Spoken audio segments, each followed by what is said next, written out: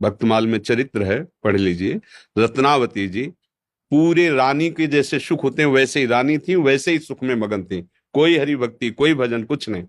और राजा भी अत्यंत प्यार करते थे। पर दासी वो वृंदावन आती थी और संतों का संग करती थी, सत्संग। तो उसके हृदय में गोविंद के चरणों में प्रीति उत्पन्न हो गई। वो रानी के कभी पैर दबा रही होती तो एकदम बोल पड़ती, हा कुंज बिहारी, हा गोविंद।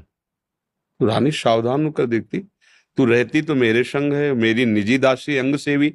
ये कौन है कुंज बिहारी, कौन है गोविंद, किससे तू प्यार करती है, आज तक मुझे नहीं बताया। हमारे यहाँ की दासियां तो आजीवन समर्पित अंग सेवी होती हैं, ये क्या। तो मुस्कुरा दी, बोली महारानी आप अन्यथा मत समझना, ये कोई व्यक्ति नहीं हम जिससे प्यार करते हैं। नहीं नहीं, तू पूरी बात बता दो, मत सुनो, मत सुनो, नहीं किसी काम के नहीं रह जाओगे। और रो पड़े। भगवान का जो प्यार होता है ना हृदय में, वो अलग कोटि का होता है। वो बस मत पूछो, आप मत पूछो। अब तो और आकर्षित हुई, नहीं नहीं आप बताओ ना। तो जब बैठ करके भगवत चर्चा, उनकी रूप माधुरी, गुण माधुरी, अब वो तो इतना उसके हृदय में अच्छा लगा कि पैर दबाने से हटा के सिराने बैठा लिया। देखो तुम अब वहां नहीं, अब यहां बैठ के केवल हमें प्रभु की बात सुनाओ। इतना रंग चढ़ा कि हृदय विकल हो, उनका कैसे दर्शन हो सकते हैं, गोविंद के कैसे दर्शन हो सकते हैं, बिहारी जी के कैसे दर्शन हो। तो उनका महारानी जी एक ही उपाय है, यदि प्रगट में संतों का संग किया जाए तो निश्चित संत सभा में गोविंद छुपे रहते हैं, वो जरूर कृपा करेंगे। तो रानियों कहीं जा तो सकती नहीं, तुम ऐसा करो, बगल में एक भवन तैयार करवाओ संत सेवा के लिए, और संतों को बुलाओ, और हम स्वयं बनाएंगे, संतों को पवाएंगे, उनके श्रीमुख से भगवत चर्चा सुनेंगे। उस समय दिल्ली में बादशाह के समीप विराजमान थे माधो सिंह, उनके पति का नाम था। अब रानी का हुक्म, महल के निर्माण हुआ, पास में संतों, और खिड़की से वो दर्शन करती, फिर सुंदर भोग पधराती, जाके सब संतों को पवाती। ये जब सूचना पहुंची राजा के बाद, बिना हमारे आदेश के संत निवास बन जाना, संतों के बीच में, रानी को ऐसे कोई सहज थोड़ी देख सकता, जाना सब। तो हुक्म कर दिया, बिल्कुल नहीं, संतों के समीप जाना बंद, ये सब बिल्कुल, क्योंकि एक राज मर्यादा होती है ना।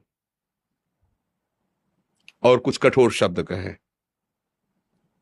तुरंत नाई को बुलाया, अपना मुंडन कराया, और संतों के बीच में बैठ गई, बोले आज से राज अन्न का त्याग।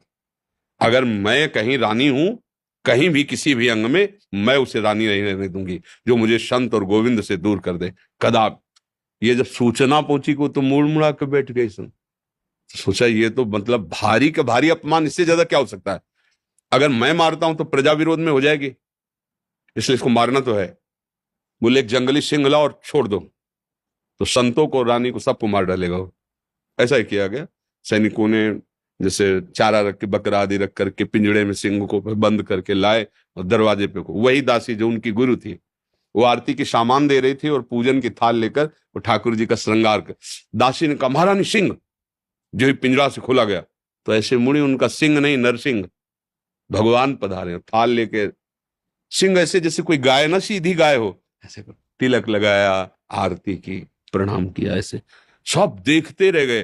फिर लौटा सिंह को मारी छलांग, तो जो ऊपर बालकनियों में खड़े देख रहे थे ना मान सिंह के आदमी, फाड़ के फेंक दिया और गुर्राता हुआ भाग गया। अगर हम अपनी भक्ति के रंग में आ जाए तो फिर हमारा ये माया मोह संसार नष्ट हो सकता है, अन्यथा